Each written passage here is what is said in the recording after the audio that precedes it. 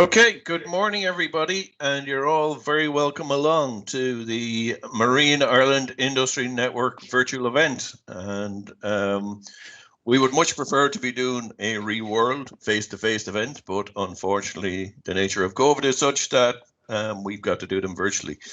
We would hope to do a face-to-face event in Q4 of this year, but it will be before we'll be able to do a real live event. And of course, the nature of a network is that face-to-face events are always much more beneficial and work better than virtual. But there we are.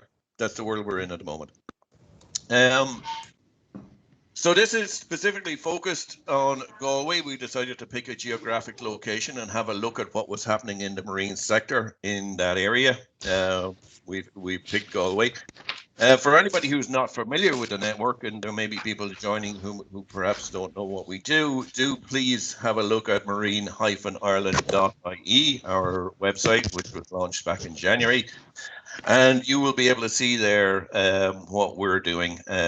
We've got a directory of companies there. We now have 150 companies in that directory.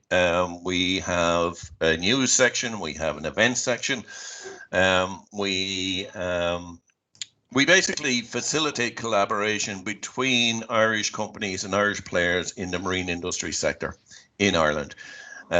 So we make people aware of other companies, what their capabilities are, and so on. We also, through that website, provide a window for external buyers to have a look at Irish capability and get a better understanding. And that's increasingly important for things like offshore wind, where there will be significant players from overseas who will want to understand Irish capability and Irish skill sets in the marine sector. It's the network is supported jointly by Enterprise Ireland and the Marine Institute, but we do always say that this is not a Marine Institute website or network. It's not an Enterprise Ireland network. It is a network for the wider marine industry sector in Ireland, and by engaging with it and keeping it vibrant, that drives traffic to the website and gives companies exposure. So do please engage, visit the website. If you're not in the directory, do please join the directory. It's a very simple process to do that. The back office piece of the marine industry and Marine Ireland Industry Network is handled by Blue Eyes Marine, and I do have to give a shout out there to the team. Mairead, Aoife, Joe and John all provide the very unglamorous back office piece of keeping the website up to date and making stuff happen on the website, putting in the events, doing all that good heavy lifting behind the scenes. So major thank you to the guys there. So we also, by the way, we have a new facility on the website. We do have a jobs facility on there. So if you are looking for somebody in the marine sector with a particular skill set or capability, do feel free to put that job up on the website, and we'll get lots of exposure, and we get a lot of traffic on the website. Just on the logistics of this morning, I'm going to run through the program very quickly. I'm going to hand off in a minute to Turlough Rafferty from iHub, who will talk about the iHub facilities, and I would just say that the guys there are doing the technology piece behind all this. I'm very grateful for that. Thank you so much, guys. That's Michelle Lee and Turlough Rafferty, who are the people in iHub looking after us this morning. We then have we've had a quick look at, we're going to have a quick look at the big picture around Galway, what's happening. We're going to have Galway Port on. Brian Sheridan there will be talking about what they've been doing. You probably saw they had a major announcement yesterday. So Brian will be hopefully bringing us up to speed on that. We have Maureen Inu from Udaros, who will be talking about Park Namara. That's the new incubator space that Udaros are working on. They're also looking at Rossville. Potentially with a view to repurposing Rossville for additional areas of the marine sector, including offshore wind.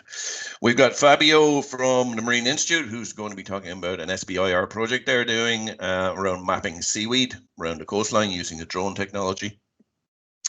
We're also going to then have a quick look at innovation and research in Galway. So we have Deirdre Brophy from GMIT talking about what they're working on in the marine space, and Jamie Goggins from NUIG talking about what they're working on.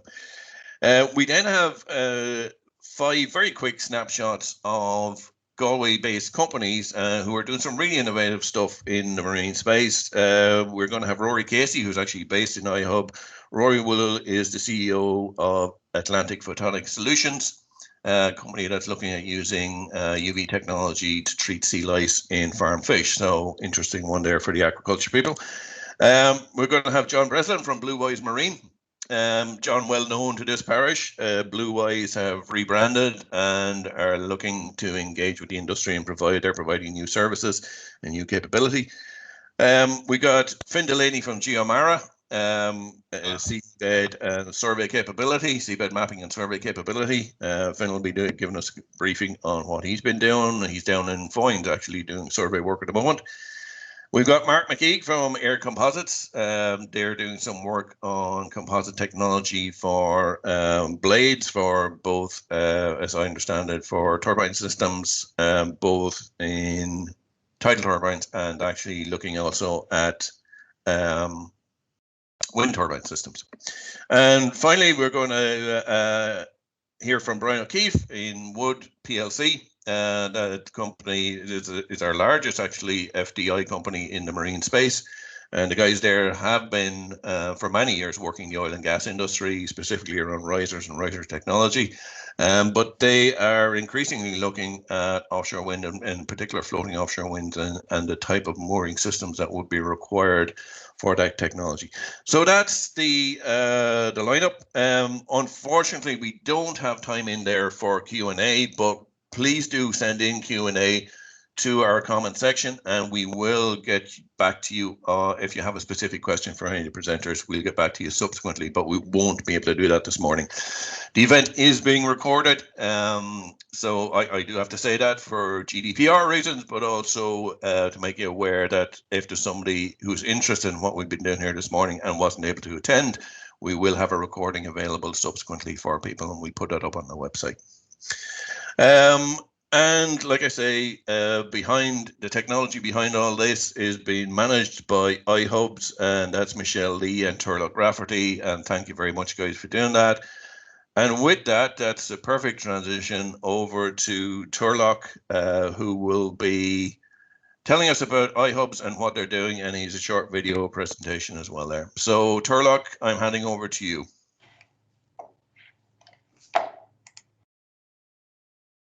Thanks, Liam, and good morning, ladies and gentlemen. On behalf of GMIT and the Innovation Hubs, I'd like to welcome you here to the Marine Ireland Industry Network in Galway event. We're very pleased to be able to facilitate this event today from our new Innovation Hubs building here in Galway. Just before I give a little presentation of the iHubs, I'd like to thank Enterprise Ireland, the Marine Institute, my fellow iHub team members, George McCourt and Michelle Lee, today's presenters, and of course our friends and member company, Blue Wise Marine, for this opportunity. As Lee mentioned, this morning's event will focus on innovative marine activities taking place in the Galway region. It will include opportunities in the marine sector, relevant R&D projects, and it'll have snapshots of 4 companies that are actively involved in the industry. So just a little bit of housekeeping before I give my presentation. I'll just ask everybody, if you're not presenting, if you could turn off your mic, that'll just prevent any echo. And as Liam said, if you've any Q&A, please by all means put it into the chat and we will get back to you. So for those of people who are unfamiliar with the iHubs, I'd like to provide you with this short presentation. So the iHubs have been here in Galway in Mayo for the last 10 plus years. And what we do is basically we're essentially an incubator for startup companies. The majority of them are technology companies. Typically, they have an export focus, and usually they're developing some type of disruptive or innovative technology. So we have a number of different services that we provide, as you can see up here on the screen. We offer space. We can connect people with funding. This is West by Northwest, for instance, an angel meeting coming up pretty soon. We're fairly well connected with a lot of the VCs and angel investors in the West and also in Ireland and internationally. We do a lot of networking and events like the events today. So we can also connect you with people that are fairly well deeply embedded within each of the different sectors, and they can hopefully you can leverage those to help grow your business. As part of GMIT, we can introduce you to a number of different people with different levels of research expertise in a number of different domains. We have the Met Center here actually within the iHubs, and they can do things like 3D models, they can do visualization, and they can offer a number of different types of medical and engineering technology type services. There's a number of different resources as well in GMIT, as well as just ourselves and the iHub team, but you can have access to students and graduates in terms of interns, and we also have some masters and PhD programs as well. So if anybody's thinking of maybe doing an innovation voucher, or if you're looking to do an innovation partnership, we could facilitate that here. And if we can't do that, we also are a member of a technology gateway, which is an Enterprise Ireland program that spans all the IoTs across Ireland. So if we can't help you here in GMIT, we can maybe pass you on to some of our fellow institutes across the country. And that's essentially it in terms of the different types of supports. We run a number of different types of startup entrepreneurship programs. And one of those was New Frontiers. So Michelle, maybe if you could go to the next slide, please. The New Frontiers program has been running now for quite a while. It's the Irish National Entrepreneurship Program for those that are thinking to set up business. It's funded by Enterprise Ireland. So particularly people that usually apply for these types of courses, usually there's an export focus in terms of the type of business that they have. There may be some IP, and we're looking for potentially for high potential startups. So companies that can maybe scale to about 10 people within 3 years, or they can generate a turnover of about €1 million. So this program is actually currently accepting applications at the moment for phase 1, and it's a 3-phase program. So phase 1 is the typical kind of business startup program where people can de-risk their business idea, and they can get a good feel if they think the idea or the solution that they have to solve a problem, does it have, I suppose, market credibility, and also can it scale, and can it actually also support the entrepreneur, and is it a high growth entity? So that would be phase 1. And then there's phase 2, which is funded, and people that get onto the phase 2 of the program, they would receive some form of a bursary. And also there's a phase 3, which is a more kind of a deeper kind of dive into the actual business. So phase 2 will be where basically we look at some areas of their business in terms of financing, maybe raising money, how to put pitches together, and also we connect with mentors as well. And then on phase 3, basically that's more of a kind of a deeper dive along the same lines as well. So the New Frontiers program is run out of both our hubs, the hub here in Galway, and we also have another hub as well on the Castlebar campus in Mayo. So it's the New Frontiers program. And as you can see here, one of our participants was Rory Casey, who's one of the speakers here this morning. And Rory set up a company called Atlantic Photonic Solutions. And he'll talk a little bit about that. But Rory, when he stepped off New Frontiers, he also went on to apply for the Seed Corn competition, which is a national competition. And he was fortunate to win the regional category. And then he actually went on and he won the national category as well. So that was massive, I suppose, a financial injection to his company, but also it was great in terms of recognition as well, in terms of what he was doing. And it gave him a lot of visibility to potential investors as well. So the other program we have then is called the Empower program. If you go to the next slide, please, Michelle. And the Empower program is a program for female entrepreneurs.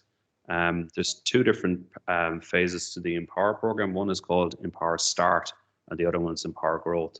So Empower Start will be for female business people that wish to maybe, I suppose, dip their toe. They have a business idea and they want to basically look at maybe seeing, is this visible, this business idea, is it viable?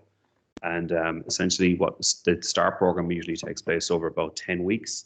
And we normally have about 20 females that are selected to go onto that program. It's similar to New Frontiers in terms of phase 1, but there's a lot of more female types of supports that maybe females might need to try and get their business up and running. And then for women that already have an established business and they want to try and see if they can scale or maybe look at new markets, or they want to try and see how they can, I suppose, improve their business in some aspect or another, they can go onto the Empower Growth program. And Empower Growth, actually the applications for that just closed there last Friday. But for any females that wish to get into maybe setting up their own business, I would encourage them to apply to the New Frontiers program. And you can do that by just visiting our website, which is gmit.ie/New Frontiers. You can get all the details there, and you can apply. Our own website for the iHubs is just gmit.ihubs.ie. So now I'm just going to finish off with just a short video just on the iHubs itself, so you can get an idea of the facility here we have in Galway. And I'd just like to wish everybody an enjoyable event this morning. So thanks very much for your time.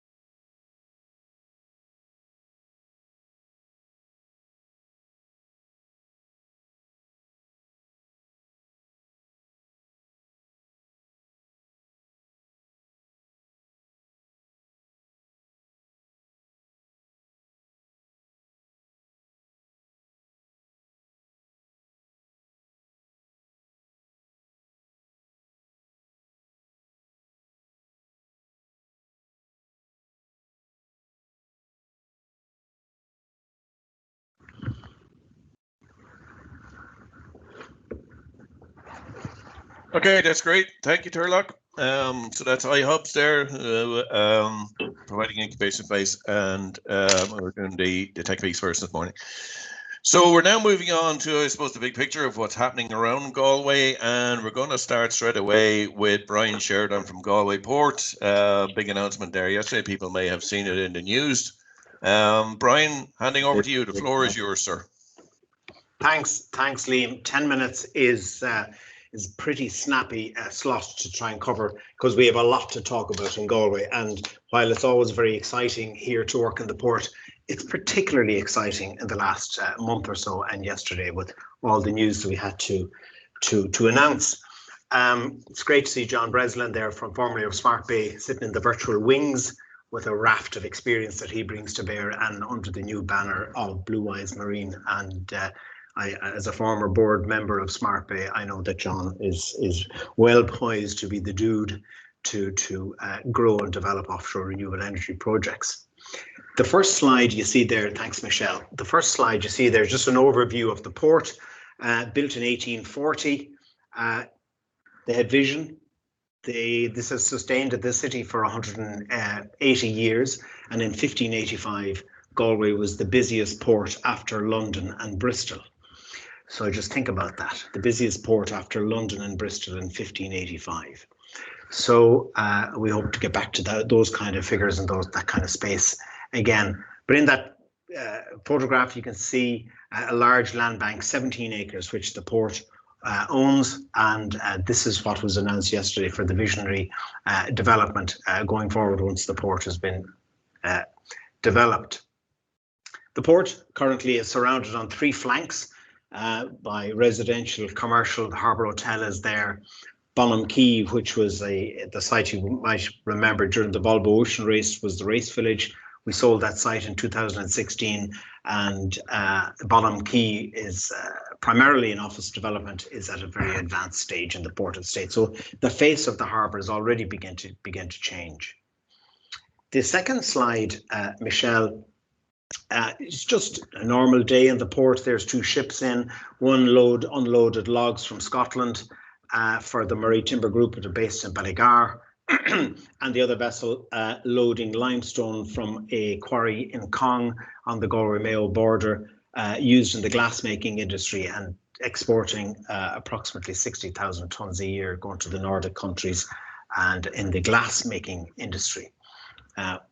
The 1996 Harbours Act gives us the legislative framework to be able to operate and manage the port as a semi-state company, which is approximately 40% of our core business. The rest made up of the real estate, which is owned by the port, and a significant income from car parking.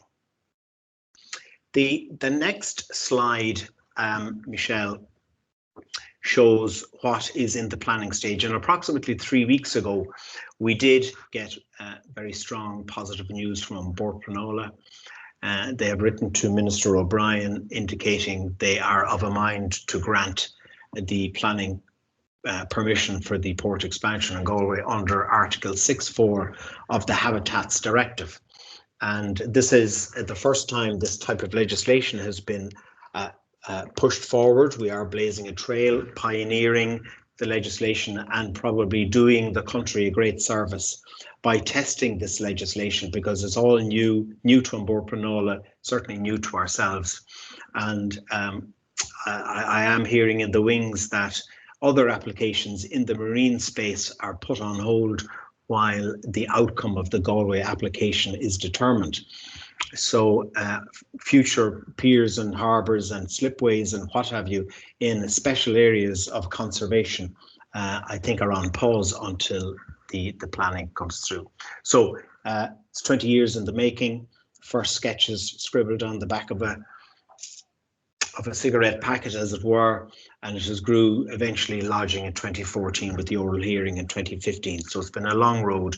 You can see there it will deliver 660 meters of quay at depths of -12 meters. So in really good position for the deployment of offshore renewable energy devices into the future.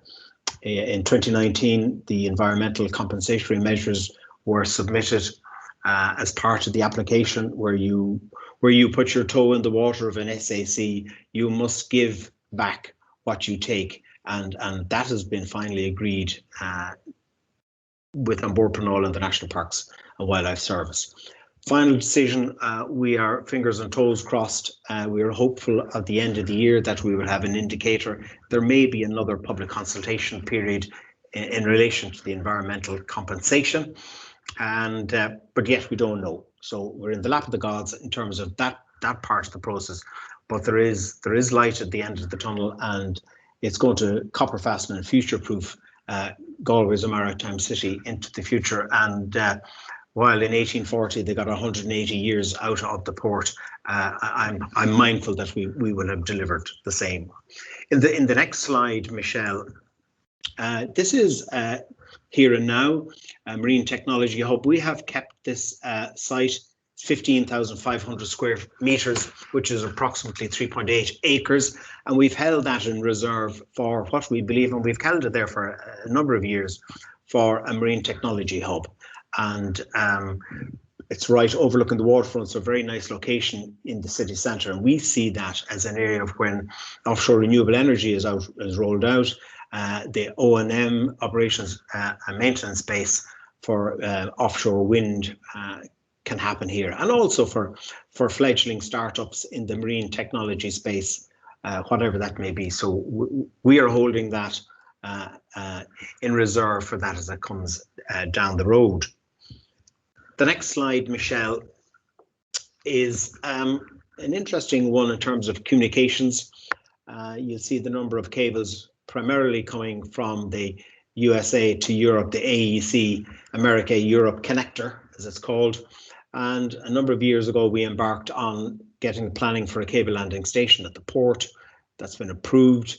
And the survey was done by the Riley Thomas last year from Iceland to Galway. And in 22, we hope to see the cable laid. It's going to bring a broadband speed 16 million times faster than what we have in the city currently, which is 53 terabytes a second, incredible data speeds. And on that, from that, discussions, another cable from Bilbao and Portugal. So essentially that will connect Galway, hardwired Galway to the Far East through Lisbon, Marseille, and then to the Middle East.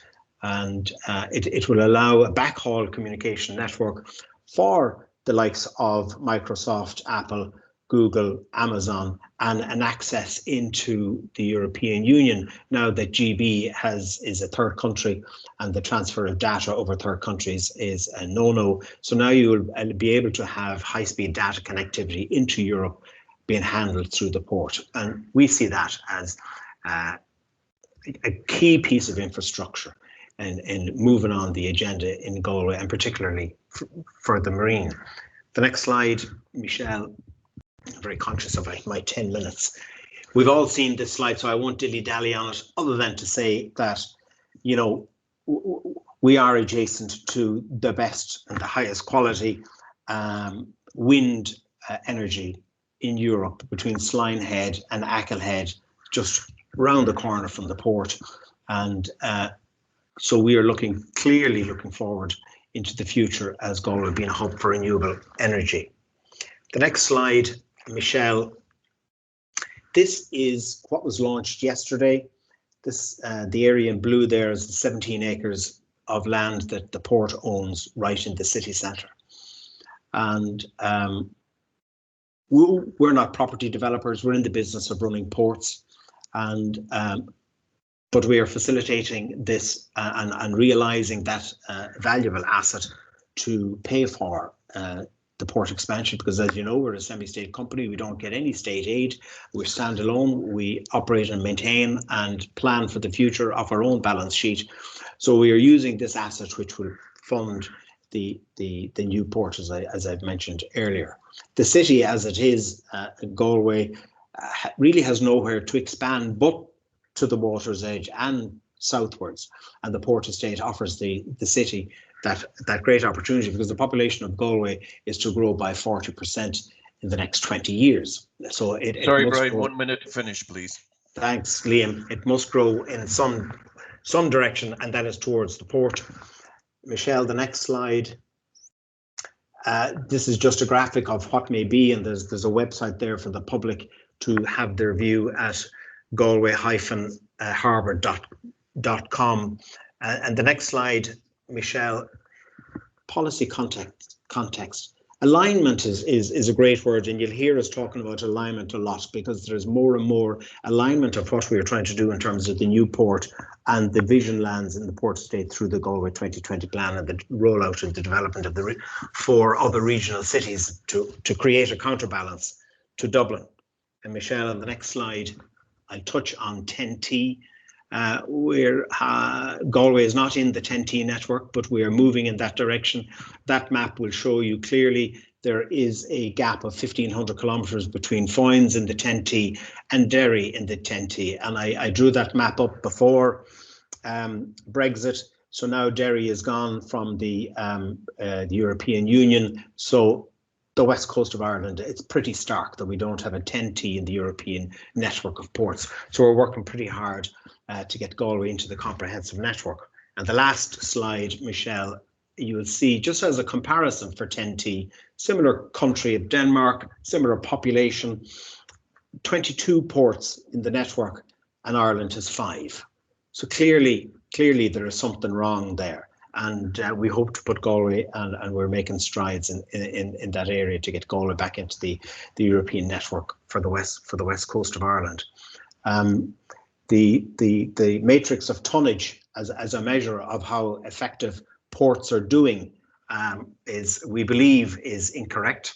And if you were to consider a port handling 5 million tons of coal, flies in the face of the EU Green Deal and the Climate Action Plan, if you compare it to a port who is engaged in renewable and offshore energy. So and that's what the 10T was all based around, was all about tonnage. And clearly that's wrong. And I'm glad to report that we're getting some traction on that. So to finish up, the port is open for business for the people in the marine sector, and I'd be delighted to take calls offline and in the wings with anybody to talk, particularly in the area of offshore renewable wind. Thanks very much, Liam. That's great. Thank you very much, Brian. Yeah, we'll certainly keep an eye on that Marine Technology Hub. We would be very happy to see the progress on that. Somebody seems to be sharing their their email screen. Whoever is doing that might take it down, please. We're moving on to Udaros, Park Namara. Moira Nienu is going to tell us about the Park Namara project, and also what's happening around Rossaville. Udaros are looking at Rossaville. Moira, the floor is yours. Thank you, Liam. Michelle, if you can just pull the slides up there, that would be great. So, fáilte háirde to today's session, August, as Liam mentioned, is Mission Mada Ainu, Marine Development Executive with Údarás na Gaeltachta. So the overall objective of Údarás is to ensure that the Irish language remains the main spoken language of the Gaeltacht and is passed on to future generations. So we do this by funding and fostering a wide range of enterprise development and job creation initiatives, and by supporting strategic language, cultural and community-based activities. We provide financial incentives in the form of grant aid and non-financial incentives such as leases on our property portfolio. The Gaeltacht region actually accounts for 25% of the overall coastline, but to us, over 85% of the Gaeltacht is on the coastline, and as such, when we're devising and implementing strategy and development strategies, the marine resource is considered key to the creation of employment opportunities. So for us, new innovations and successful businesses will come from those who have considered the sustainable development goals and are finding ways to alleviate gaps in the markets. It's about Pobal, our community, An Chéad Glúnella, the next generation, Achmani Nádara, natural resources, Fostiacht, employment, and Sunskadal, the industry. So what are the opportunities in Galway? Well, there are loads, anything ranging from fish to marine renewable energy. Adding value to our resources such as fish and seaweed can in turn promote development in the pharmaceutical and nutraceutical sector, with endless opportunities for natural-based products, be it bone graft substrates, supplements to assist diabetes, to bioplastics, with staff needed from all different backgrounds. Marine tech, and we have some great companies like Air Composites who will be presenting later today, who are already operating in this field in the Galway Gaeltacht. But what about software development that can further assist sustainable development in aquaculture and marine services, such as sensors maybe that can predict an algae bloom? Michelle, please. So I actually came across this image on the Icelandic Ocean cluster, and it really portrays what we're trying to say here today. Getting as much value from a species is key. So let's not just gut fish anymore. Let's make calcium from their bones, cod roes, to oil, and collagen for human skin. Completing this whole picture requires the potential for waste, and byproducts should also be investigated, with particular emphasis on opportunities for circular economy initiatives, essentially reducing waste to a minimum or zero. And seaweed, again, let's aim for zero waste. But did you know that seaweed can be used for materials for clothing or fuel, such as biochar? There are already some great companies operating in the Galway Gaeltacht, but seaweed aquaculture will need to accelerate to meet demand for both carbon capture and to aid in reducing methane. A diet that contains small amount of seaweed will reduce methane emission from belching cows by 82%. And I even read this morning that the same red species of seaweed has been found by a scientist at University of Sunshine Coast in Australia to quadruple the immune response of farmed fish by adding this to their feed. So needless to say, a picture paints 1,000 words, and this global atlas just shows us just how appropriate the West Coast is for wind energy development. So we at Údarás, as Leah mentioned, has just hired a group of consultants to look at Rossaveel as a strategic hub for the development and support of the offshore wind industry on the west coast of Ireland. Next, Michelle. So for those of you who aren't familiar with Rossaveel, the port is actually located at the northern entrance to Galway Bay, providing a strategically close access point to offshore wind facilities at the midwest coast of Ireland, from Loophead in the south to Balmullet in the north, with the clear possibilities to serve ports further afield. Planning permission was granted to DAFM to build a deep water quay in 2018, and Údarás actually owns a significant land bank, approximately 20 acres, which is just adjacent to the proposed quay wall. So there's a wide range of activities within the development of the offshore wind sector, which will be required, including substantial manufacturing of elements from turbines, blades, foundations, to assembly of foundations, turbines, towers, preparation, assembly of moorings. There'll also be requirements for operations and maintenance services and support services during both construction and operation. But Russellville won't act alone. We're hoping to act as a linkage between Galway, Foynes, Killybegs, all acting as this cluster. Although down the line, Inishan Thom, now is the time to act. And speaking of clusters, a word that is used more and more recently, Galway is home to an international significant cluster of ICT businesses and creative industry businesses, along with a highly educated, skilled workforce due to NUIG, GMIT, and GRETB. But let's bring these all together and show them the benefits of cross-business and cross-sectoral collaborations that could help drive the marine industry in Galway. And that's exactly what we're trying to do with our Portnamara initiative.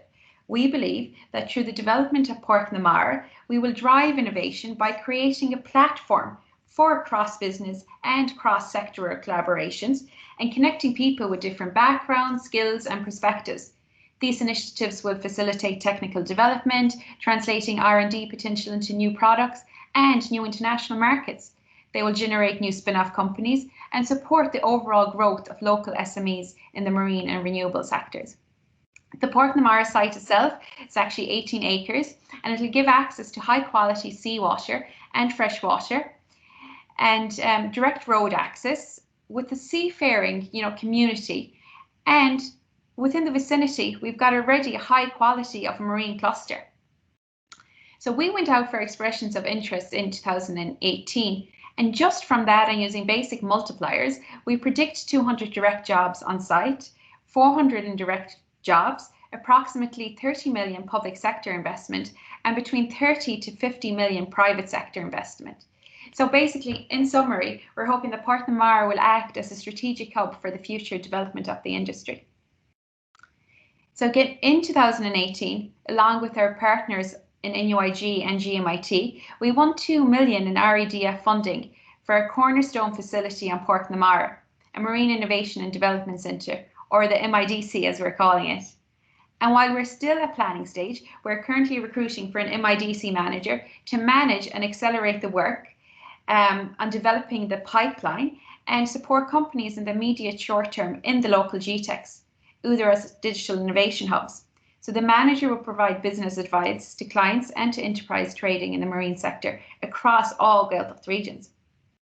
So with emphasis on remote working, it is worth noting that Údarás has a large network of technology hubs across the country and are open for business if you're looking for a seat. So there's absolutely no point talking about opportunities without looking at community acceptance. To me, community participation and acceptance is key in any development, and really the earlier their involvement, the better. Working on marine sector development, I quickly seen, acceptance was quite high, but there was no significant or scientific evidence to show this or to deny it. So as an accountant, fact and figures are extremely important to me. So I quickly undertook some work under the watchful eye of Professor Stephen Hines of CIMRO. To 1 minute to finish, please, Moira. To understand and overcome public concerns, and conducted surveys in Connemara where respondents were asked about their attitudes towards aquaculture and other behaviours such as employment, governance institutions, marine spatial planning, where results were really interesting. For example, aquaculture on average will be accepted up to high intensities in these waters, and this activity can coexist with other marine related activities such as tourism, seaweed harvesting, renewable energy, but forget about seabed mining. So really, the earlier you start talking to your stakeholders, the better. So I know we rushed and I only touched on a few topics, and I could really talk all day about marine sector opportunities. So please get in touch with me or our director, Mark White, who'll be more than happy to assist, make connections, and if we can, try and draw you to the Gaeltacht. Thank you very much, Marie. Brilliant. Yeah, great to see the Portnamara Incubation Centre progressing. One of the really interesting pieces there, I think, is that is a facility which is specifically designed for the marine industry. And like Maury says, we'll have things like seawater feeds, freshwater feeds, and so on. So really interesting development there. Great to see it. Right, let's move on. We have Fabio Sacchetti from MIIN Institute now. He's going to talk about a SBIR project that they are working on. Just for anybody who isn't familiar with SBIR, this is to be honest with you, a much underutilized support scheme that Enterprise Ireland runs. It is available to public sector bodies who want to look for a particular technology or capability that they feel doesn't exist at the moment, or they find it very difficult to source. And Enterprise Ireland has supports around that. And what it does is it allows that public body to go out to the private sector and look for innovations or capability to solve this particular issue that the public body has. Get in touch with me or with Wider Enterprise Ireland if you're a public entity and you have a particular technology or solution you're looking for. Like I say, SBIR is much underutilized. So with that, handing over to Fabio. Fabio, the floor is yours, sir. Thank you very much, Liam, and thanks everybody for being here. And thanks, Marie, for introducing the topic of seaweed, which is the core of this presentation. If Michelle, I can have the slide up. That would be great. Thank you very much. Okay, so I will just briefly introduce you to the SBIR project and challenge that we have been managing in the MIIN Institute with Enterprise Ireland, and I will talk a little bit about the companies that have been involved in this process and they're currently working on it. So if I can get the next slide, please.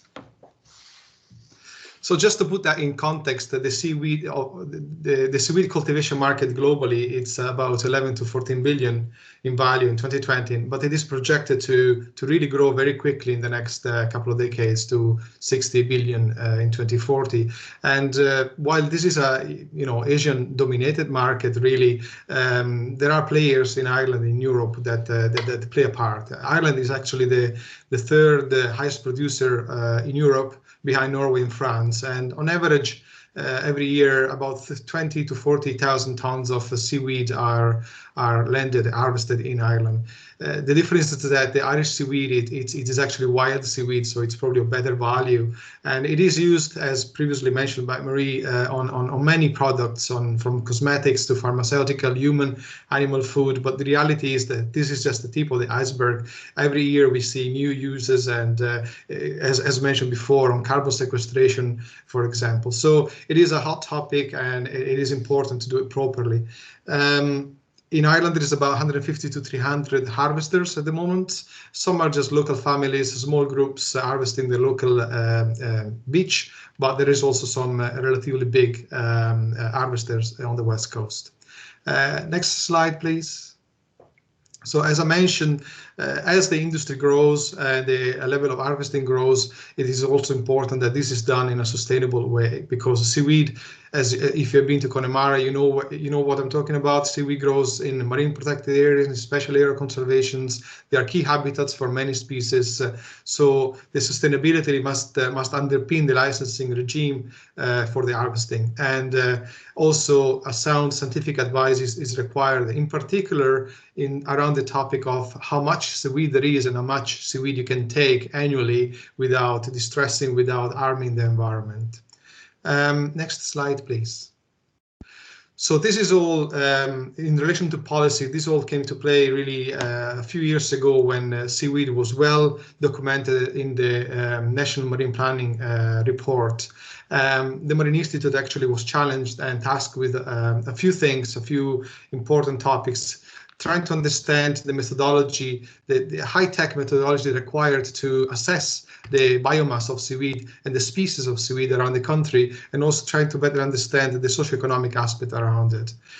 The MIIN Institute actually started a little bit before 2018. We commissioned a PhD study that lasted 4 years that looked at the methodology, the technical methodology to assess the seaweed around the country, and also looked at who can actually do it in the commercial world. And one of the results was that there is no company in Ireland or UK that is specialized in seaweed mapping.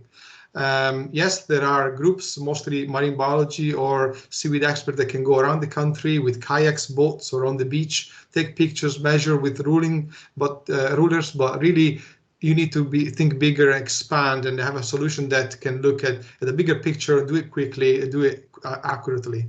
So then we went back, we looked at more funding. We secured funding through the European Marine Fisheries Fund, and we also engaged with Enterprise Ireland, trying to take advantage of the SBIR mechanism, as Leon mentioned. Next slide, please, Michelle.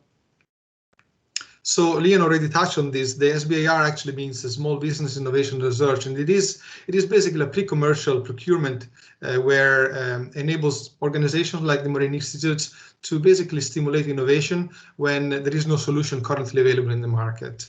And there are different stages, different funding stages, and selection and evaluation stages that make sure that it's kind of a risk management that makes sure that the best companies get the funding. And the important thing to mention is that the companies actually will retain the IP of their software or hardware solution so that they can commercialize it once the SBIR is concluded. Next slide, please. So in specific on our own challenge in the Marine Institute, it reads like this. Basically, it's the development of a technology-focused data acquisition, processing, and analytical solution capable of delivering a rapid and cost-effective intertidal species-level seaweed distribution assessment at a regional scale. And I put in bold the important keywords. It has to be a rapid, it has to be economically viable. You need to be able to actually do a survey that gives information about each important species, okay? Not just, yes, there is seaweed, no, there is no seaweed. You need to know the species that are there, and it has to be scalable to a regional or national level. Next slide, please. Michelle.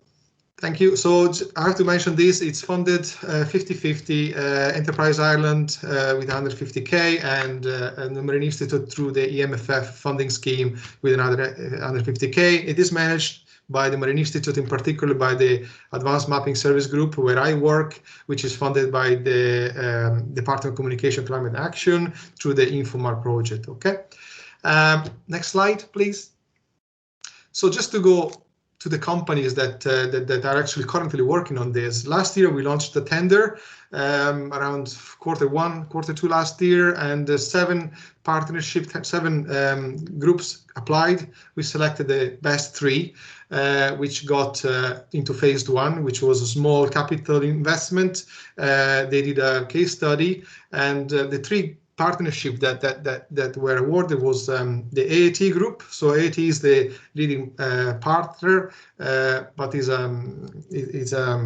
so AAT is a company that specialized in drone, fixed-wing drone remote sensing using multispectral imaging. They are a spin-off company of Carlo Institute of Technology in Carlo. So they partnered with Carlo itself as their business development partner, and also they joined with the Aran Island Seaweed, which is a small harvesting company in the Aran Island. If you notice in the slide, I put little red asterisks to highlight the companies or the groups that are on the Galway region. And the other partnership is the Fathom partnership. So Fathom is a company, it's a software house company based in Dublin, actually. They specialize in all things about cloud computing, software development, big data crunching algorithms.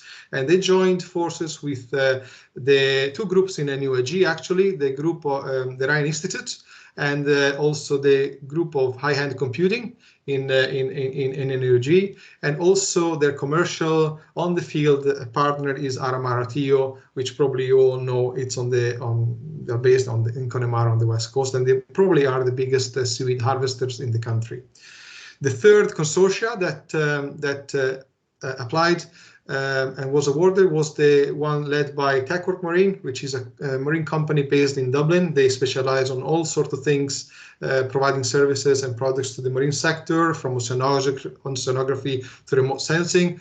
They were the leading partner, but they joined up with GeoAerospace, which is a spin-off company of National University of Maynooth. And GeoAerospace, their specialty is really aerial surveys, remote sensing surveys using drones, airplanes, and customer-based data delivery systems. One minute to finish, please, Fabio. They also had, thank you, a partner in Galway with the Department of Botany. Next slide, please. So the AAT and TechWork solution, as I said, is based on combining drone surveys with aircraft surveys to do the detailed surveys, combined with the satellite remote sensing, a lot of data crunching on cloud-based solutions, and also the field-based ground truthing. Next slide, please. The Fathom solution is relatively different. It's quite different. Is a software solution embedded in an Amazon cloud system. So there's a lot of IT and modeling infrastructure in here that is going to be developed. They grab the best images available from the satellite, and they can model and forecast the seaweed distribution in any specific area. So it's very transferable anywhere else in the world as well. Next slide, please. Of the three consortia, two went forward. The AT and the Fathom consortia went forward to the phase 2, where we are now. They are getting the contract sorted at the moment. And they're really looking at now for the next 8 to 9 months at the scalability, the platform development, the market analysis, and the commercialization with the hope to have a final product, a final solution available for tender, for example, for next year. And the last slide, please. So really, while the companies at the moment are focusing on cracking the solutions, joining drones with satellite, with cloud computing, once that they have developed that infrastructure in the context of seaweed, they can really expand this kind of data analytics potential to anything else related to the coastal environment, for example. And as mentioned before, it could be, applied to renewable energy development, to pollution, to monitoring migration of species, or algal bloom monitoring, both in Ireland and abroad. So 10 minutes, a lot of slides. That's pretty much me done for now. If you have any other question, my contacts are on the next slide, or you can contact me at the Marine Institute. That's great, Fabio. Thank you very much for that. Very interesting point there around the use of that IoT, ICT, comms, communications capability nationally. That's certainly something that we're seeing as well in the offshore wind industry, where there's a real demand for that capability, and Ireland has good strengths in that area. So it's great to see those being marinized. Yeah, around the SBIR, that is an important point, that the IP generated in those projects actually rests with the SMEs involved. So that's a crucial point. Well spoken there. Okay, let's move on to innovation and research. We're going to look at GMIT first, and then NUIG, and they're going to showcase some of what they've been working on for us on the marine sector. So going to GMIT first, Deirdre Brophy. Deirdre, the floor is yours. Thanks, Liam. You can see my screen there.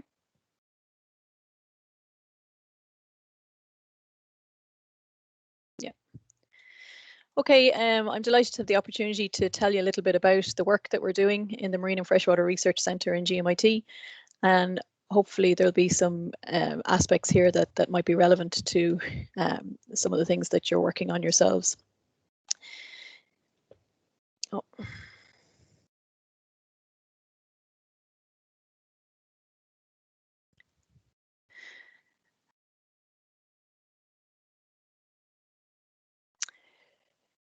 Is my screen showing properly there?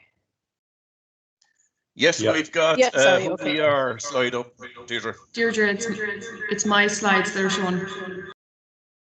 Okay, sorry, I just stopped that. Yeah, okay, so the group comprises 22 academic staff from GMIT, around 15 contract researchers, over 30 research postgraduates, and then every year as well we have project students, undergraduate and MSc project students who spend a few months in the MFRC. Next slide there, please. Some of the facilities that we have in the centre, there's a dedicated research facility, laboratory and office space. There's molecular and proteomics laboratories, cell culturing and microbiology facilities, analytical chemistry facilities. So there's an environmental chemistry lab including mass spectrometry, HPLC, and FTIR spectroscopy as well. We're set up for histology and image analysis. And we also have Ireland's only land-based HPRA authorised marine recirculation facility for holding fish. And And then we also have some field equipment, bioacoustic monitoring equipment. I'll come on to some of the work that we do with that shortly. And drone equipment as well that we use for sampling and surveying populations. Next slide, please. So the focus of our research, it's very diverse. Our projects span a range of different topics, but the three themes that they all fit under are enabling sustainability, conserving biodiversity, and improving productivity. So our researchers are helping to ensure the sustainable management of fisheries and their ecosystems by collecting, analysing and interpreting data. We're helping to conserve biodiversity by assessing the response of aquatic species to human impacts and environmental stresses. And we're working with industry to develop innovative technologies to improving productivity in the seafood sector.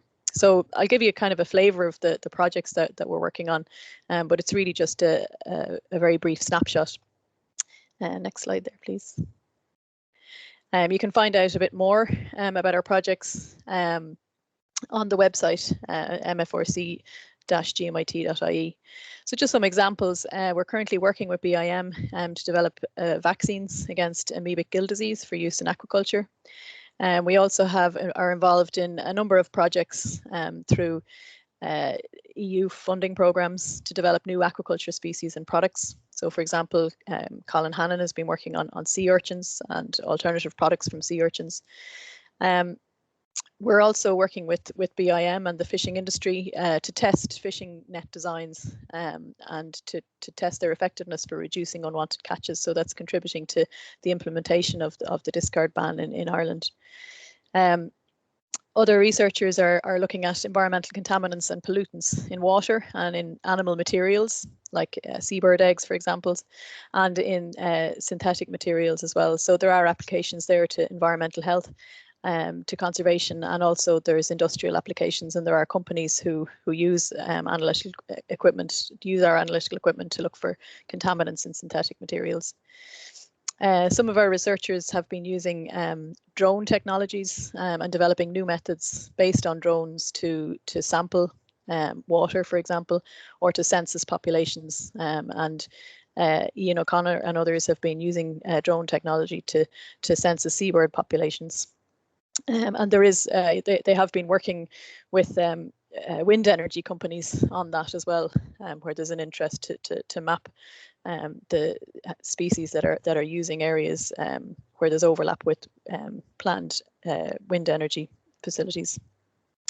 And finally then, the centre is very well known for the work that we do on whales and dolphins and other marine mammals. And we are part of an EU Interreg project that is building a network of stations for monitoring marine animals of a range of different taxonomic groups. And our group are using acoustic techniques to monitor the distribution and habitat use of whales, dolphins and porpoises. So we are working with companies there on the development of these acoustic technologies as well.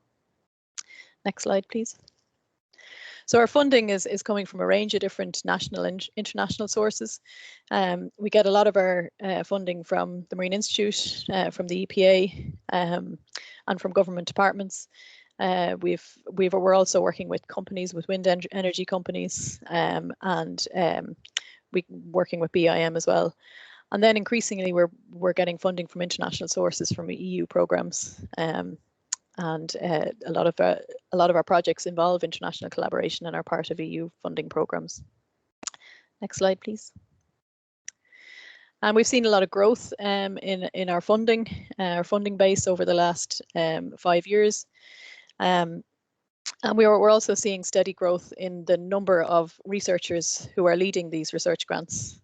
So this is reflecting an expansion in the MFRC in the range of different things that we're doing as well. So the total value of projects currently in the centre is 5.5 million, and then on top of that, then there's additional funding for PhD fellowships that isn't captured in that. Next slide, please. And then just looking at the links with taught programs in GMIT, originally our research programs we're linked to our programs in the marine and freshwater biology area. So a lot of the work kind of arose from that. But as the group has expanded and as more staff have started to link in with the group, we're also linking in with taught programs in agriculture and environmental management, and biology and biopharmaceutical science, medical science, forensic science and analysis, and also the diploma in biopharmaceutical science. So this connects us to students on these programs that have a very diverse range of different skills and interests. And I think that's well suited to developing kind of small scale projects or pilot projects if companies want to use an innovation voucher or work with, you know, to do something small and over a short time period. I think our students, our project students and placement students are well placed to do that. So there's scope there both for the large scale and small scale projects within the MFRC. Okay, next slide, please. So yeah, that's it. I draw your attention to our website where you can find out more about the researchers who are working in the centre and the various different projects. The examples I've given there are really just a very brief snapshot of what we're doing. Thanks very much. Deirdre, thank you very much. That's great. Yeah, good point there around innovation vouchers and those other additional supports. They are readily available to companies. It's a great way of a company just starting to get to engage on the research space, and you know, sometimes companies not 100% sure where to go or how to go about becoming more innovative, and the innovation voucher is a very handy way to start. That can lead on then to innovation partnerships and so on. So it's a good mechanism to start engagement there. So great, that's what's happening in GMIT. Encouraging you again, if you have any questions, get them into the Q&A and chat facilities, and we will follow up on them. Like I say, we don't have the facility to be able to answer them at the moment because we're just, the timing is too tight for us. But now we're heading to NUIG, to Jamie Goggins, to hear what Jamie has for us on what's been happening in NUIG and the research capability there. Jamie, over to you, sir. Thanks, Liam. Shall you going to share the slides? Yes, we shared the slides. Yep. You just say next slide, please. Yeah, perfect. Okay, great. No, thanks for inviting me. So, yeah, loads and loads going on in the university. So all I'm going to have time to do is give a kind of snapshot of a few example projects, not just to show the capabilities, but just, I suppose, at the highlight, just to say, no, we love collaborating with industry on research innovation projects. Like myself at the moment, I have live projects involving about 50 companies, associations and research technology organisations and that. So about a quarter of those are in Ireland. Most of the rest of them are across Europe. Like I've helped secure more than 80 million euro worth of project funding in the last 10 years. And again, most of those projects are with industry. So just, you know, that's what we like doing. That's what we can see we can have big impact by working with industry and communities and so on. So just on the next slide.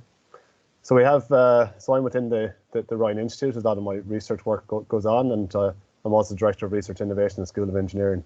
And one of the centres within the Ryan Institute is the Centre for Ocean Research and Exploration in there, with the mission to advance knowledge of ocean and its interactions with land, atmosphere and society through excellent interdisciplinary research in marine and coastal systems, embracing the UN SDGs in support of national and international strategic priorities. So, you know, a lot of the stuff we do, what's great about having like the Ryan Institute is it brings people from different disciplines together to, you know, to try and address a challenge that's there. We also have, you know, we're part of the SFI MARI Centre, SFI ICRAG and so on, but MARI and ICRAG in particular have a good footprint within the marine sector. The word cloud there with the fish is from the work that we do, that the group does, and you can see the main topic areas there.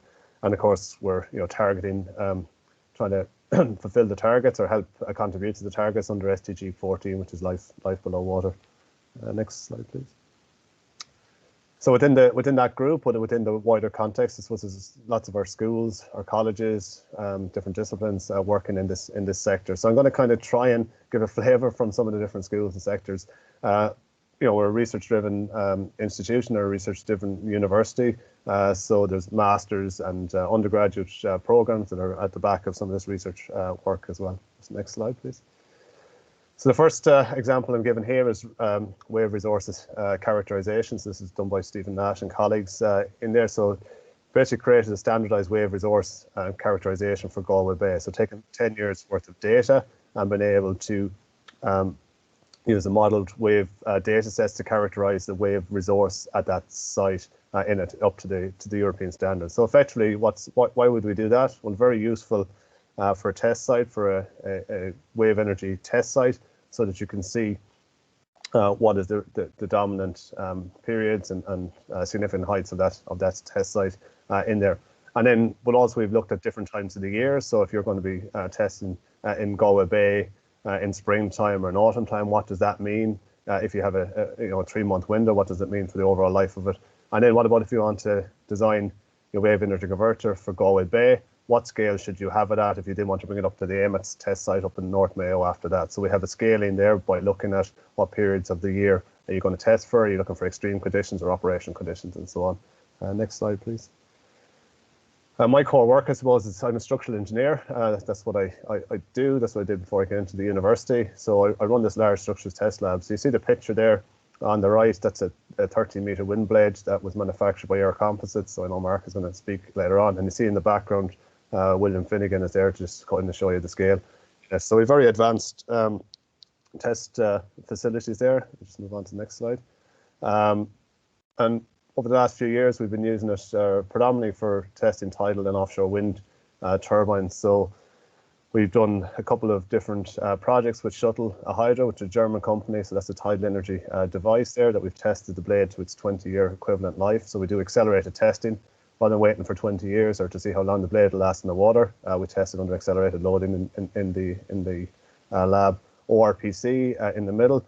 So those foils on that, it's a river turbine. The foils are manufactured out in Connemara by Air Composites. We did some testing in our lab and then shipped off to Alaska, and they're now providing clean energy to Alaska, where they were reliant on diesel-powered machines after that. So we're just starting another project with them, a fast act innovation project to now incorporate recycled material into those blades in there. Open Hydro, we worked with them before they went burst. Orbital Marine Power, very interesting Scottish company. So they have a floating tidal device there. So you can see the yellow picture. They've just towed up their device up to the Orkney Islands, is ready for deployment up there as well. So it's a 2 megawatt device. Each of the arms going down into the water there have 1 megawatt turbine on it. The blade on the picture that we show there is in our test lab. We tested that, if you just want to go on to the next slide, please. We tested that last year in our lab.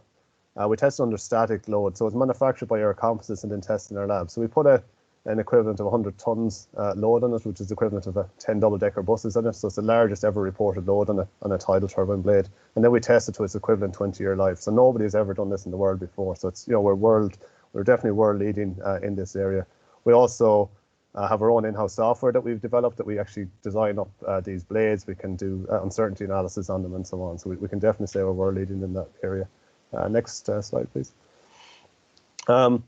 Just shifting over then to my colleague Rory Monaghan, who's also in engineering, but also other colleagues like Paul Farrell, who's in chemistry, and Tom van Rensburg, who's in economics. So these guys are working on green hydrogen and value chains for the marine economy. So if you kind of look there at all those different projects that we've given up as examples, you see that most of them are with different communities. So they're either with island communities, which say the Aran Islands has been a replica island. We have Majorca there as a green hub. So it's all about green hydrogen in there. You have value chains in Ireland, the UK, and Germany. So from GenCom. So they're kind of large projects, mainly funded through the European Union in there. So there's a great opportunity here, for example, in Galway, where you have excess wind power from the Galway wind park in there. That then could be used to create green hydrogen at the port, and then that green hydrogen then could be used to power our buses and our trains locally within Galway. Next slide, please. So CIMRU was mentioned earlier. So Professor Stephen Hines, the Social Economic Marine Research Unit in the university, and that was established with the objective of expanding marine social economic research capabilities in Ireland.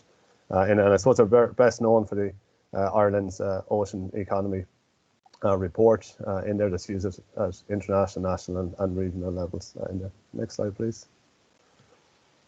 So it's, so I give a flavour of some engineering and science, some in terms of the economics side of things, and then I thought I'd pull out this one as another example where blue space for health and well-being. So the vast oceans or waters in there, absolutely brilliant for health and well-being. So colleagues in there like Iski, Geisha, Christina, and Katrina, and so on, are looking there at those spaces and investigating the links between our environment, our health, our well-being, and social economic status.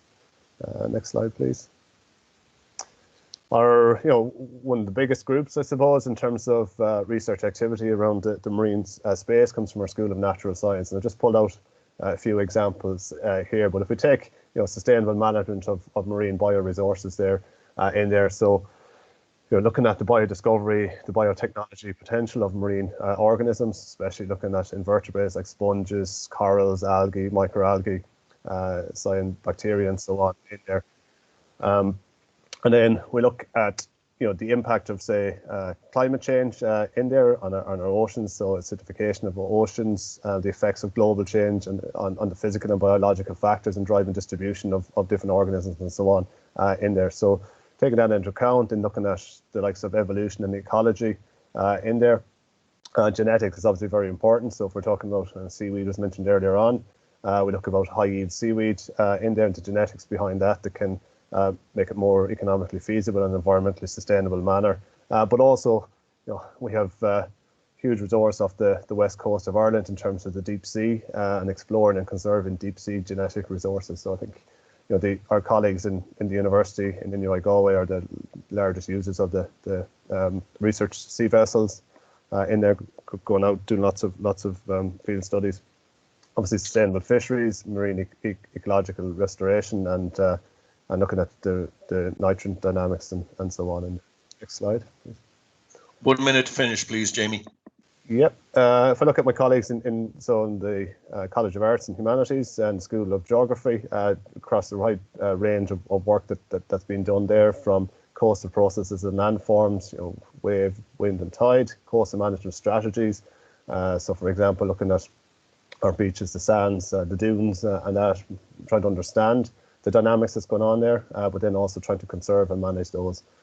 Monitoring observation, using things like Earth observation and GIS, marine spatial planning, biodiversity, and so on in there. Last slide. So that's kind of just a very quick run through. I mean, I could have put in loads and loads of other examples from different things, but just to kind of give a flavour. And I suppose we are open for anyone that's interested. Give me a shout, and I'll try and put you in contact with the right person in terms of who could help you in terms of your ideas or your need. Okay, thanks a lot. Jamie, that's brilliant. Thank you very much for that. Some really interesting stuff in there. Fully agree on the orbital power technology. That's a really interesting one. Headed up to Orkney to be tested up there at the moment. And great to see an Irish involvement in that project. You did mention Open Hydro there as well, and the fact that it was gone. And yes, that was a huge loss to us on the marine side. But I do think that out of that came two great companies that are now really innovative in the marine space in Ireland. X-Ocean, who everybody will know as that unmanned surface vessel technology. But we also have Dublin Offshore Consultants, who have a lot of skill sets that are very valuable for the offshore wind industry. So a lot happening in that space from the skill sets that came out of Open Hydro. Green hydrogen as well. Great. Great that you mentioned that. It's a very obvious fit with offshore wind and indeed onshore wind. And people will have seen that announcement just a couple of weeks back from ESB and Equinor around the repurposing of the Money Point site for both floating offshore wind and green hydrogen. So really, really interesting development there. Okay, we're going to move on to the companies now, and we're just doing quick 5-minute snapshots of companies and their capabilities and innovations they're working on. We're going to start with Rory Casey, who's actually there in iHub. Rory is CEO of Atlantic Photonic Solutions, and he's working on UV treatment of fish lice in farm salmon. Rory, floor is yours, sir. Thank you, Liam. If you can bring up the slides there, please, Michelle. So Rory Casey is my name. I'm the founder and MD of APS. APS is Atlantic Photonic Solutions. So photonics is the science of light. So we engineer light to do things. And our first business case is to use light to remove parasites from hosts. And the first case is sea lice from farmed salmon. So the next slide, please, Michelle. So salmon farming, next slide, please. How important is it? Well, salmon are the feed conversion champions. So 1 kilo of salmon of feed produces 1 kilo of, it takes 10 kilos to produce 1 kilo of beef, 2 kilos of feed for 1 kilo of chicken, 1 for 1 salmon. So it's the most efficient. And if we look at space, to get 1 million kilos of beef, you need 3,500 hectares. To get 1 million kilos of salmon, you need 1.6 hectares of ocean. Of course, there's a three-dimensional element there, but it just shows how efficient it is. So next slide, please. The problem with it is sea lice, and the sea lice are an ectoparasite. They breed very quickly. They have a short life cycle, depending on the water temperature. The females can lay up to 1,000 eggs. They damage the salmon, and the cost of the sea lice problem is about estimated as €1 billion per annum. Next slide, please. So our solution is photolyzer. So we will pass the fish from the pen, pass them through our device, put on the lights, knock off the lice, and then pass them back in to the pen again. Next slide, please. So there are alternative treatments, obviously, with an industry that size. They sort of fall into the chemical, the mechanical, and the biological. So there's pros and cons for each of them. A lot of them damage the fish, which fish welfare is the main problem. The chemicals have also sort of reached their end game where the sea lice have built up a resistance to them. Next slide, please. So our journey so far, we started in 2018 with the initial idea, filed the patent, achieved proof of concept. We're now to the lab in Galway from the fish farms, bringing samples of lice to try and find the sweet spot wavelength. In November last year, we won the seed corn competition, and that allowed us then to do some fish trials. So we were able to prove that we don't damage the salmon. And then at the end of last year, we got some EMFF funding, which has allowed us to kick on. So our funding journey started sort of, we've shaken pretty much every bush that's out there. So Southwest Mayo Leader Company, NUIG, helped us with innovation vouchers from Enterprise Ireland. I was on the New Frontiers program, which has started again. Turlock mentioned it, fantastic program, Tony O'Kelly.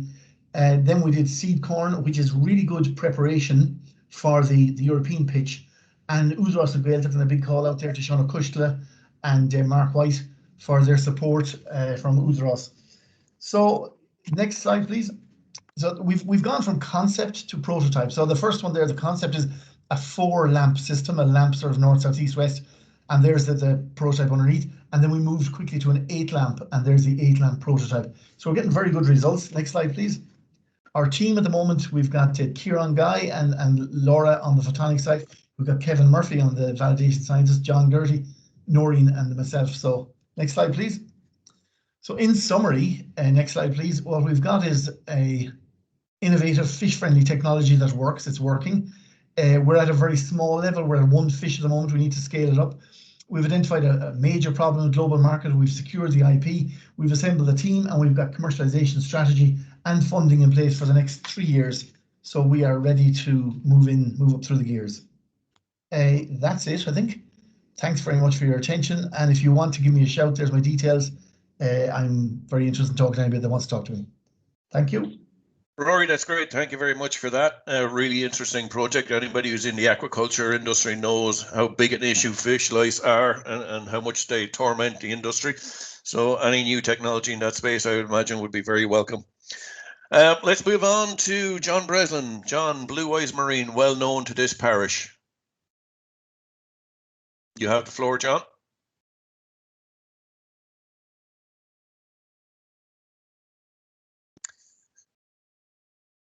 I don't have any sound from you, John.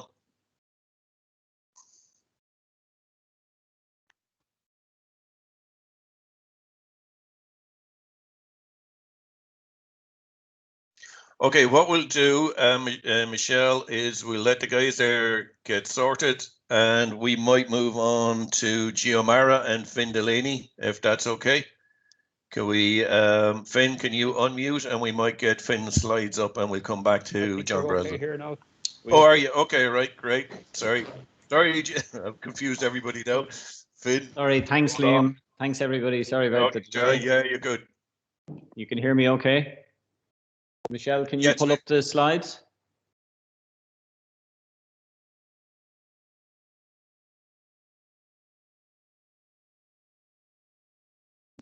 Great stuff. So look, I just want to use the opportunity to introduce Blue Eyes Marine. You can pull up the next slide, Michelle.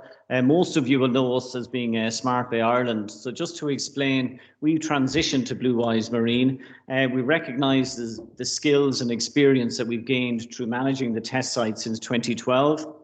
And we wanted to diversify our activities. So we needed to rename the company away from the test site. We're still managing and supporting the management of the test site, but we're also expanding our services. So what we're doing is we're helping developers of technology and project developers who want to install wind, wave, floating solar, tidal, airborne wind technologies to identify sites in Ireland and to help them with consenting. So we're helping basically to deliver blue economy projects in Ireland. Brian and others have mentioned there's a huge opportunity in Ireland as we start to look towards the marine to reach our net zero targets. And really, there's an awful lot to working in the marine. And next slide, please. In terms of the harshness of the environment, the health and safety requirements. So we've got 4 principal services that we're offering. Marine infrastructure management, we're helping the Marine Institute and SCI with the Smart Bay test site and also the early stage groundwork for the Atlantic Marine Energy test site as well. We've got a range of support services for the offshore renewable energy industry. We support marketing engagement initiatives for government, and an example is our support, as Liam mentioned, for the Marine Ireland Industry Network, and then we provide funding support as well. Next slide, please, Michelle. So in terms of marine infrastructure management, I have a background in managing the National Research Vessel Fleet and managing multiple vessels in P&O. So what we did when we started running the test site is we established HSEQ, Health, Safety, Environment and Quality procedures. We've got accreditation under the 3 standards and we maintain that. We've developed standard operating procedures and access procedures for vessels and devices being deployed on the site. We've learned that community engagement is key, and that's something that's going to be very important as we start to develop projects, say fixed wind projects, floating wind projects, how we engage with communities and how we explain what we're doing. And for the test site, we're constantly updating the community via social media in terms of activities. Our community engagement coordinator, Joe, is based in Spiddle as well. We develop site access contracts. We select and we've worked on procedures for vetting vessels and dive companies. We undertake marketing and promotion and maintain a pipeline of developers of technologies. To date, we've coordinated and secured and delivered almost 80 projects at the test site, ranging from the larger 1.1 million, 1.5 million projects involving wave energy devices to smaller projects involving the deployment of connectors, coatings, materials, communication systems. We provide project management then when we secure those projects, and also we provide reporting as KPIs. Next slide, please, Michelle. So in terms of the offshore renewable energy industry, there's 2 elements of support. There's the developers of fixed wind farms, the utility companies, the project developers, and then there's the emerging technology developers. And again, there's similar types of supports because we're bringing the experience that we've gained through Smart Bay and running that. And again, we're helping developers identify suitable sites and select those sites. We'll coordinate resource assessment and environmental monitoring surveys. Again, we've experience with consenting and permitting. We're helping developers get consent for various projects. Public consultation and community engagement is a key factor as well. We're talking to developers about helping them develop ways of assessing fish stocks before, during and after wind farm installation. So again, to try and get an idea of what is the state of play with maybe it's a crab fishery or a lobster fishery or a finfish fishery before and during and after. And again, vessel selection. So we will engage vessels on behalf of our clients, make sure they're safe. We're working with our partners, AG and Marine, who are on this call. Those guys will be helping us to inspect and vet vessels as well. And again, HSEQ to ISO standards. Next slide, please, Michelle. So finally, then, the other area of support is we're working with particularly the emerging technology developers to actually identify suitable funding. Now, that could be grant funding, that could be debt funding, that could be equity funding. We've helped Simply Blue in the past with this, and we're pushing this service to other developers. And we will then help also build a consortium of correct partners or suitable partners. We're involved in a total of 16 European projects. So we have a big network around Europe of academics and industry partners. We will help with the writing of the proposal, the preparing of the grant application, and then coordinating the proposal and managing the project. We will use our extensive network, as I said. So listen, to finish off this presentation, I'd like to thank Turlock for hosting it. This is a fabulous facility. We're finding ourselves part of an innovation ecosystem here in the iHub, which is really, really excellent. We're working with Ian O'Connor and Deirdre Brophy and their team as well to look at the use of autonomous technologies for carrying out environmental monitoring. So by being, I suppose, present in the iHub, we have access to research in excellent state-of-the-art office facilities, but also research performers. And the last thing to say as well, we've just been awarded high potential startup status by Enterprise Ireland. So again, that puts us on the road to funding. We're applying for innovation vouchers. We'll move on to innovation partnerships, and we're looking at agile innovation funds. So watch this space. We're developing our website as well, which will go live quite shortly. And again, that will provide more information on our products and services. Thanks, Liam, and thanks everyone for listening. That's great. Thank you, John. Great. So yeah, you can see the Blue Eyes Marine there repositioning themselves in the sector. Right, let's move on to Giomara, Finn Delaney. Sorry, Finn, for almost throwing you under the bus there earlier. But let's hear what you've got. Thanks, Lee. No problem. I suppose just to start with, next slide, please. We'll start with the second slide. Finn Delaney is my name. We have a small but growing high resolution service based here in Portfed in Galway. We've a growing team with 5 full-time staff now at this stage, with 5 full-time contractors as well. One of the things that we find we need to put a lot of effort into the training side of things, and so far this year we've had training from our software providers, QPS, in Quincy and Chimera, and Planix and SonarWiz, and also one of our surveyors has just finished his IHO Cat B training with Skill Trade in Holland. Next slide, please. What we do some hydrography, some geophysics. We also obviously get involved in the data processing side of things, and we do some small marine archaeology. Some of the nice pretty pictures around there. There's a water cable for Yorkshire Water up in the top right hand corner. It's simply just a bathymetric image, and down at the bottom left we have the turning circle down at Foynes. On the right hand side we have the Olympus, an Odom class submarine, which we found a side scan survey on the approaches to Valletta Harbour. So that's what we're into, anything to do with hydrography or geophysics. So next slide, please. We own and operate our own full suite of survey equipment. So we have sub-bottom profilers, side scan sonars, magnetometers. But I suppose our workhorse is the multi-beam system, and we have a state-of-the-art Reson T50. Next slide, please. Which has recently gotten an upgrade to 1024 beams, and all that means is we get higher hit counts and higher resolution.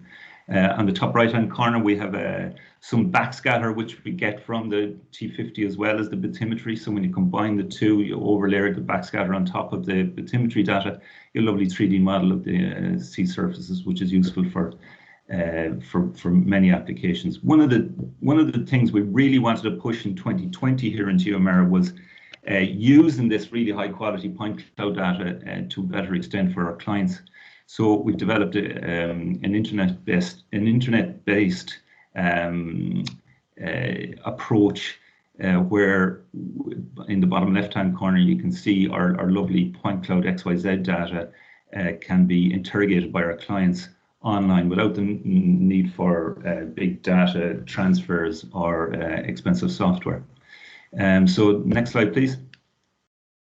So Brian Sheridan was talking about the Iris cable that came into Galway Bay, which is due to come into Galway Bay. We were involved with the very near shore survey of that. We tied in with EGS from the 15 metres. We brought it right the way into Ballyloughlin, doing a full suite of mag, sub-bottom, multi-beam and side scan surveys. Our PDS software allows us to do some seabed classification from the backscatter data out of our T50. So that's an automatically generated seabed classification of that very near shore bit just off Ballyloughlin Beach there. We find it really useful, and it's a nice innovative way of using our backscatter data. Next slide, please. So if you could just play the little video, Michelle. Hopefully the sound won't happen. We've recently acquired this Picotech 130 multi-beam system, which comes on its own catamaran. Here it is working for the Port of London Authority. And we're hoping to deploy it for very near shore surveys, lakes, harbours, rivers, and maybe some floodplain surveys as well. We're really looking forward to playing with it. We're hoping to throw it into Limerick Dock later this afternoon. Next slide, please. Oh, sorry, I must say, if we could go back to the Picotech, we also we received some funding from our local enterprise office here in Galway to support us in the purchase of that. Next slide, please. So again, the areas that we work in, ports and harbours, obviously, the likes of Foynes and Rosslare. We also do cable and pipeline surveys. Down the bottom left there, you see the from 15 metres into Ballyloughlin. That's the multi-beam data set that we collected towards the end of last summer in Galway Bay.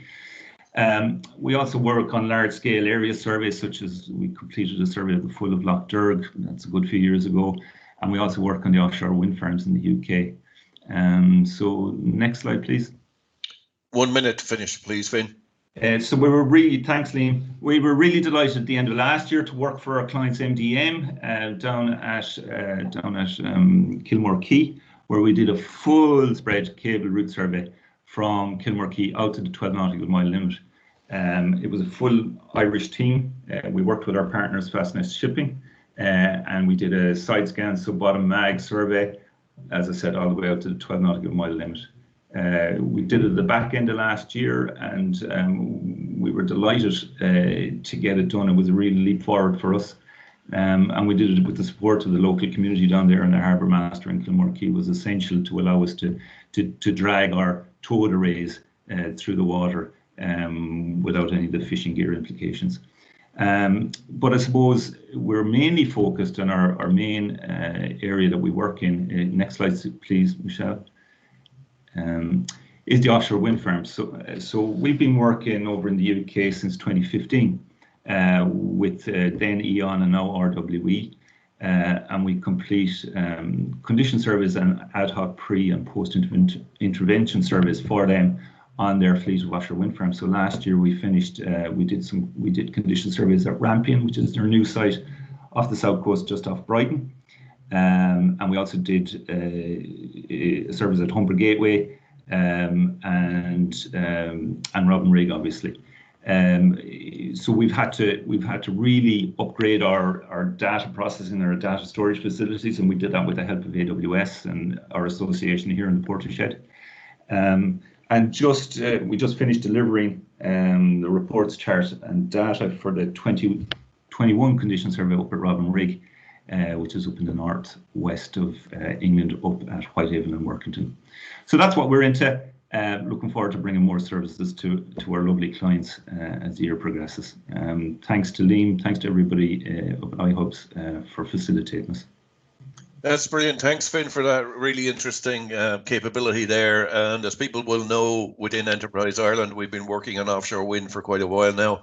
And what we're trying to do is get as many Irish companies as possible into the UK market, with a view to bringing that capability back home when the Irish Sea projects begin to kick off. So we're going to move on to Air Composites. Mark McKee. Mark, floor is yours, sir. Thanks, Liam. Thanks, Michelle. So yeah, you can move on to the next slide, Michelle. We'll start on the next one. So about us, so Air Composites, we're a composite manufacturer and testing business out in Invern in the Gaeltacht. So we're primarily composite manufacturer in aerospace, space, renewable energy, and the marine industries. We split our business between build to print and serial production of parts for those industries, and probably the other half of our business is engineering services, which includes a lot of research and development and being either coordinators or partners on research and development projects. Probably more so in renewable energy than any of the rest of them. So next slide, please, Michelle. So one of the reasons that makes us a really interesting partner for that is that because we're doing all this serial production, we need to have a lot of equipment, and having that equipment can be quite handy to companies that are trying to do new and innovative stuff. So we've got some large autoclaves up to about 6 meter by 2.5 meter capacity. We've got a 6 meter 5-axis CNC machine, which is very handy for manufacturing molds and the likes, and we've a 16 meter by 5 meter by 5 meter oven as well. So there's a lot of stuff we can do in a lot of ways we can help that way. So next slide, Michelle, please. So renewable energy manufacturing is a big part of our business. So we've done serial production of blades up to 14 meters V29 size blades, and then for smaller 6 and 15 kilowatt devices. Then we've also manufactured blades as part of projects. So we've done the 8 meter tidal turbine blade that Jamie shared in his presentation that was tested in UIG. And we try and combine our research and development activities with and align them with the commercial needs of some of our customers and partners. So next slide, please, Michelle. So some of the serial marine production that we do, just to mention, so we do small catamarans out of a recyclable polypropylene and glass fiber material. So they're a lot of those end up in France in sailing school. So we've been doing that since 2009, and it's a stable part of our business, and it's a really interesting part. So next slide, please, Michelle. We have been involved in some research and development projects around the marine industry. Seaboat is just wrapping up this year. It was a €1.6 million Horizon 2020 project with the aim to produce a zero emissions boat. Our part of the project was to use our own patented composite powder epoxy technology, which is a novel process for manufacturing and composite items with using epoxy and powder and glass fiber.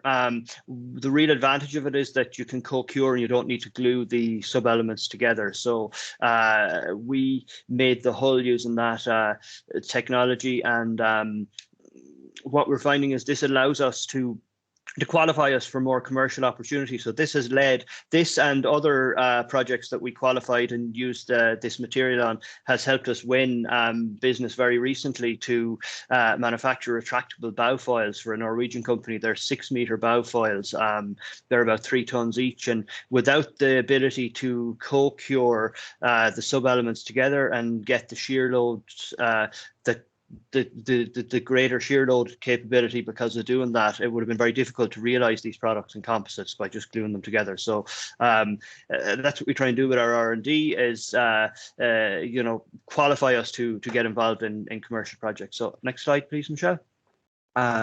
So, like as I said, I think we're on 12 Horizon 2020 projects at the moment. I know for the company, we're somewhere between 25 and 30 million have accessed that level of research funding over the last 20 years, and I guess a multiple of that for projects that we've been involved in. We do some stuff with the European Space Agency as well. So next slide, please, Michelle. Yeah, so just some minute, please, Mark. Okay, some selected R&D projects. 2.7 million were coordinator for powder blade, which was the blade that Jamie tested, which was using the powder epoxy technology for larger turbine blades. Seaboat, which I talked about, also Flowtech, which was the 8-meter tidal blade you can see in the bottom right corner, and that was the one that was tested in UAG also. So next slide, please, Michelle.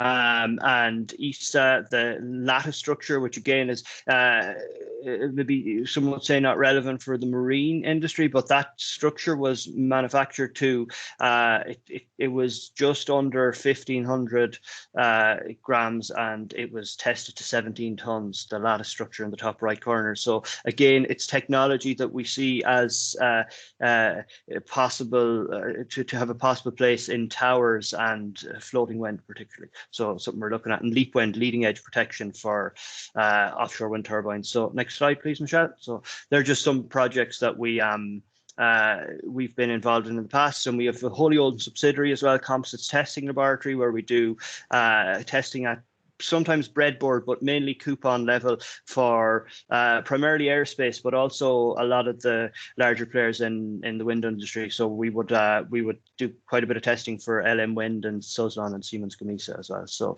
we'd hope to grow on these relationships, particularly as those companies look closer towards the west, or more at the west of Ireland, as offshore wind accelerates in these parts. Next slide, please. I think that's it. Yeah, so that's me. Just thanks for having us, Liam, and thanks Liam and Turlock and Michelle for organising. We're here. We're out in Inverin. When things open up again, we'd be delighted to welcome anyone out for a visit, and reach out if there's any way we can help at all. And again, thanks for organising. We're very lucky, I think, to have such an accessible network in the west of Ireland. Mark, that's great. Thank you very much for that. Really interesting stuff there. You see that theme of offshore wind emerging in so many people's presentations today. I've been in the marine business for 30 plus years, and this is the single greatest opportunity I think we've ever seen in Ireland in the marine sector, and we need to grab it with both hands. So yeah, that's great. Moving on to our final industrial presenter, Wood PLC, and we've got Brian O'Keefe there from Wood. Brian, floor is yours, sir. Great, thanks very much. Perfect. So as Liam mentioned, we're Wood PLC, so based out in Parkmore. We have about 100 staff involved in all things offshore and subsea in terms of engineering, data analytics, and software engineering. I'm here today to talk about our cables and renewables team, which I lead in the Galway office. So next slide, please. So in terms of offshore wind, we provide a full life cycle service to offshore wind. So looking at early phase development, site selection, cable routing and optimization studies, as well as energy yield assessments through design with FEED and detailed design. And then during construction, we're involved in on the project management side in terms of coordination of construction, but also providing representatives offshore during installation activities. On the operate side, we're also heavily involved particularly around failures, cable failures, and doing root cause assessments, looking at remedial solutions, and then again, when those remedial solutions go to being constructed, managing those remediation programs. Next slide, please. So we're involved in both fixed and floating wind. So looking at fixed, our main area of expertise is around the cabling. So again, the route optimization, export cable routing and landfall selection and design, cable burial risk assessments and installation methodologies. But we also have a local analysis tools for local cross-section modeling of cables. And we do quite a lot around fatigue of the cable structures, particularly at the free spans at the connection between the monopile or where the cables come out of the bottom of the monopile before they go into burial. There can often be scour development around the bottoms of the monopiles, leading to dynamic motion of the cables in those areas. So as a result, we also work with cable protection system manufacturers to design systems to protect the cable in that area. It's a quick list of some of our recent clients. We work quite a lot with Ørsted in the UK and in Europe. We also recently, or over the last couple of years, have been working with EirGrid on the Celtic interconnector between Ireland and France, and a couple of R&D type projects around cable cross-sectional design for the Carbon Trust. Next slide, please. So in floating wind, again, we bring the same elements as fixed wind from a cable perspective, with the addition of the dynamic cable attaching the floater to the or the connection between the floater and the seabed. So we do design analysis and specification of the dynamic cable and the ancillary equipment that's required to ensure that it stays, it maintains its integrity through the field life. But also then we bring in our experience from oil and gas and from working with the floating structures in terms of the naval architecture area around the hull design, structural modeling, and looking at stability and global performance. So we model both the aerodynamic loading on the turbines, the hydrodynamic loading on the structures, and then look at it from a structural viewpoint, structural performance assessment. Added to that, then we do the mooring systems, so the design and specification of the mooring systems for floating turbines. Just two projects to mention there, two Irish projects that we're working on at the moment.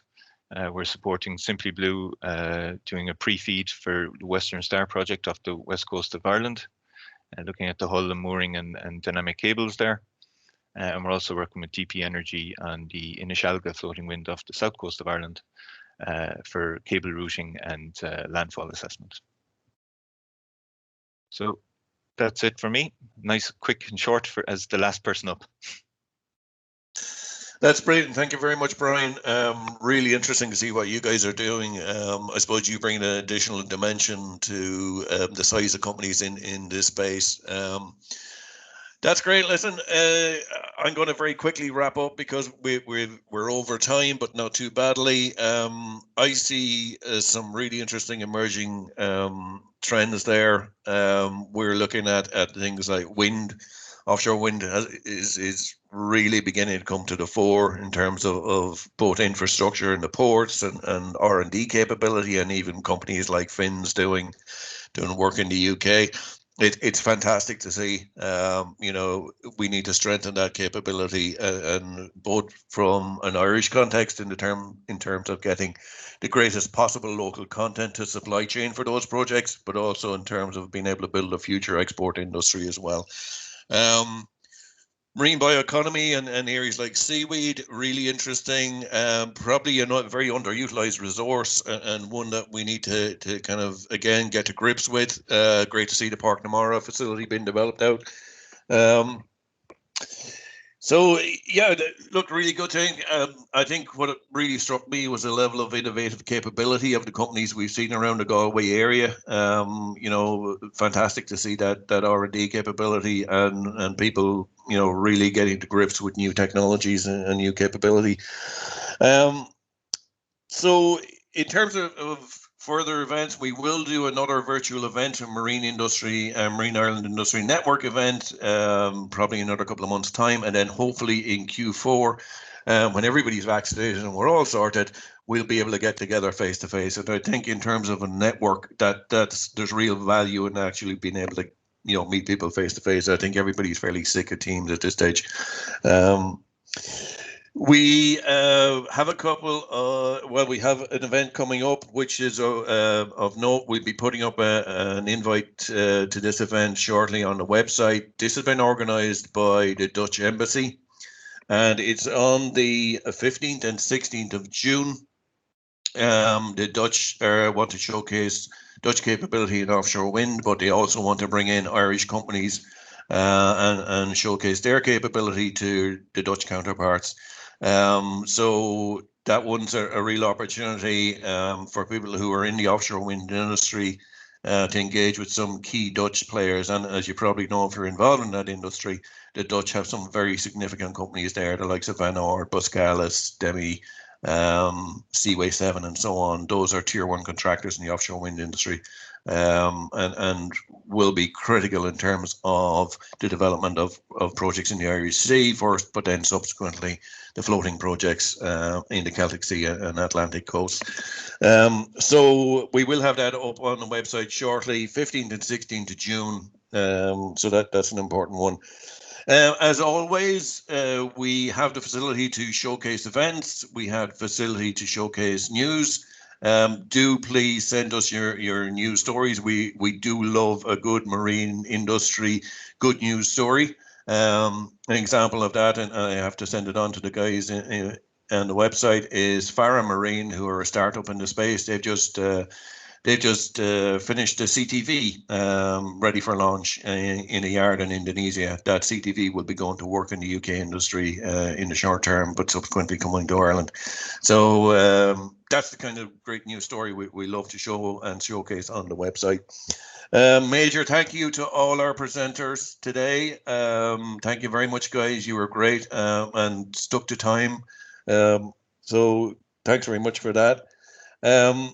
As always, keep the stuff coming into the website. Have a look at the website.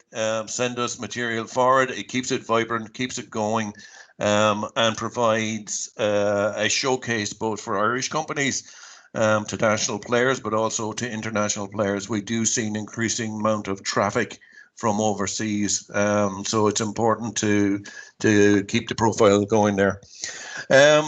With that, I'm going to say good luck and thank you to everybody. In particular, thank you to Michelle and Turlock in iHub who did the technology for us. It worked seamlessly, and thanks very much, guys. So to everybody, take care.